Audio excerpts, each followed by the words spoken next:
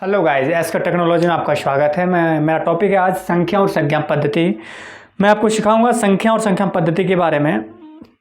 ये नवोदय का एक टॉपिक है, आपको कंपटीशन में भी काम आता है। अब वो एक क्या बोलूँ मैं, एक इनिशियल शुरू क्या होता है संख्या और संख्या पद्धति का, और यहीं से सीखिए आप। ठीक है गाइस, मैं बिना टाइम गवाए आपको स्टार्ट करता हूँ। मैं पहला संख्या क्या होता है, 0 1 2 3 4 5 6 7 8 9 10 11 12, ये सब हमारे संख्या हैं। ये अरबों तक करोड़ों खरबों तक जाता है। Do you know, I think जानते हो आप लोग, राइट? आपको जैसे पता है ये सारे सब संख्या है। ठीक है, यही संख्या क्या है, कितने प्रकार के होते हैं, अलग अलग संख्या का अलग अलग प्रकार होते हैं। और आपको संख्या पद्धति के बारे में बताऊंगा। ये संख्या मतलब किस तरीके से काम करता है, कहाँ पे क्या करता है। ठीक है, चलिए मैं स्टार्ट करता हूं। मैं इस संख्या आपको बताइए संख्या क्या है, 0 1 2 3 4 5। पहला टॉपिक है प्राकृतिक संख्या। प्राकृतिक संख्या क्या होता है?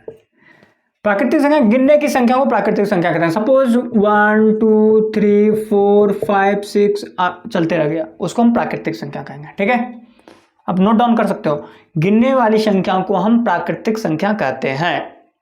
चलिए मैं नेक्स्ट स्टार्ट करता हूं। दूसरा है पूर्ण संख्या।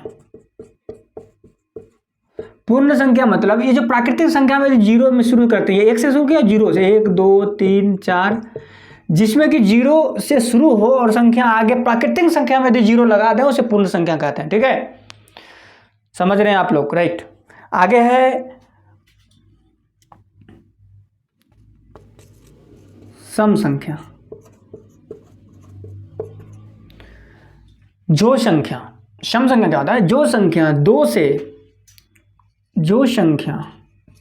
दो से पूरा पूरी कट जाए। 0 2 4 6 8 10 12, ये सब हमारे सम संख्या की गिनती में आते हैं, जो कि 2 से पूरा पूरी वो डिवाइड हो जाए। 2 से 0 में 2 से भाग देंगे 0, 2 से 2 में भाग देंगे 0 1। अब हम ले लिए 3 में 2 से भाग लगेगा पूरा पूरी नहीं ना, इसलिए 3 सम संख्या नहीं है, वो हमारे विषम संख्या की कैटेगरी में आते हैं। चौथा है विषम संख्या। ठीक, विषम संख्या मतलब 0 1 3 5 7 11 9 11 13 15 etc, ये सब हमारे विषम संख्या कैटेगरी में आते हैं। 0 तो होगा ही होगा। ठीक है,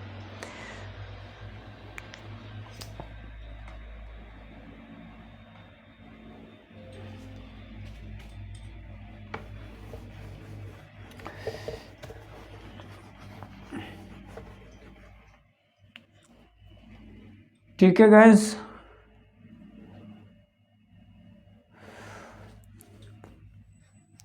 चलिए मैं अगला स्टार्ट करता हूं, अभाज्य संख्या।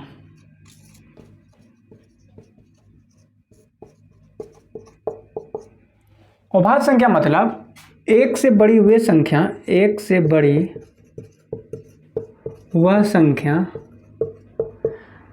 जो एक और अपने आप को छोड़कर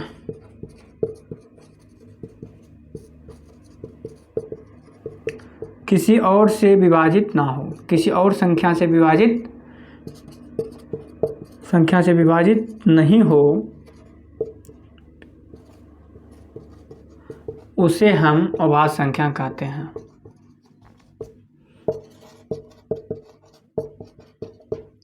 एक से बड़ी हुई संख्या जो एक और अपने आप को छोड़कर, एक तो सारी संख्या में भाग लग जाएगा, और अपने आप, सपोज हम ले लिए 5, 1 से लगता है और 5 से लगेगा, बाकी बात किसी से लगेगा 5 नहीं, तो ये अभाज्य संख्या है। इसको हम ऋण संख्या भी कहते हैं,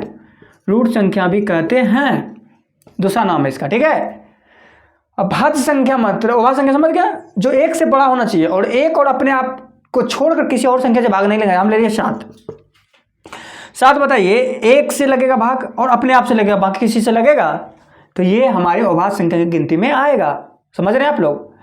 चलिए अगला मैं स्टार्ट करता हूं, भाज्य संख्या क्या है। 5वां है भाज्य संख्या। एक से बड़ी वह संख्या जो एक और अपने आप से लगे और किसी और से भी लगे भाग, उसे हम भाज्य संख्या कहते हैं। लेकिन एक से बड़ी होनी चाहिए। एक से क्या होना चाहिए? बड़ी।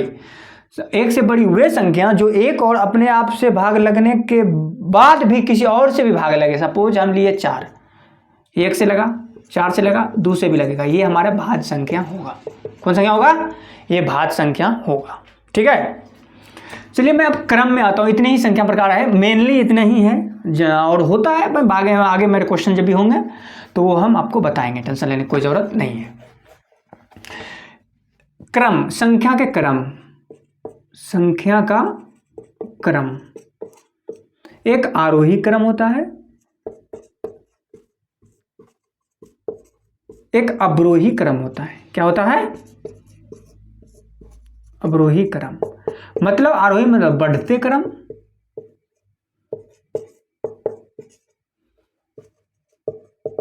ये घटते क्रम। ये बहुत जरूरी है भाई, बहुत जरूरी है। सपोज हम बढ़ते क्रम मतलब 1 2 3 4 5, क्या हुआ? बढ़ रहा है। हम लिखे 6 4 1 0 -2 -3 -4, घट रहा है, इसलिए घटते क्रम, ये बढ़ते क्रम। अवरोही जो ज़्यादा है, अवरोही, अब अवरोही मतलब घटते, आरोही मतलब बढ़ते, आरोही मतलब बढ़ते। ये जब 3 रहेगा तो 3 वाले बढ़ते होगा और ये 4 वाले घटते होगा। समझ रहे हो? ये बड़ा वाला संख्या घटेगा, छोटा वाला संख्या बढ़ेगा। मतलब आरोही मतलब बढ़ते, मतलब आपको मतलब समझाने के लिए बता रहा हूँ, मतलब याद करने का। आरोही मतलब क्या होता है? बढ़ते क्रम। सॉरी, चलिए, और अवरोही मतलब घटते। ठीक है, चलिए इतना ही था संख्या पद्धति का मेन। और आगे मैं क्लास मतलब आगे को अब आता हूँ क्वेश्चन पे। इसमें सम संख्या चुने, सम संख्या चुने, 2 3 5 1। कौन होगा सम संख्या? बताए थे ना, 2 से जो पूरी भाग लग जाए उसे हम सम संख्या कहते हैं। लिखिए क्वेश्चन, लिख लीजिए आप नीचे। सम संख्या जो 2 से पूरी भाग लग जाए उसे सम संख्या कहते हैं। ये हमारा सम संख्या है। हम बोलते हैं विषम संख्या। 1 4 3 5, इसमें कौन विषम संख्या होगा? 1 3 और 5 विषम संख्या होगा, 4 ही सम संख्या होगा। समझे? जो कि 2 से पूरी भाग नहीं लगे।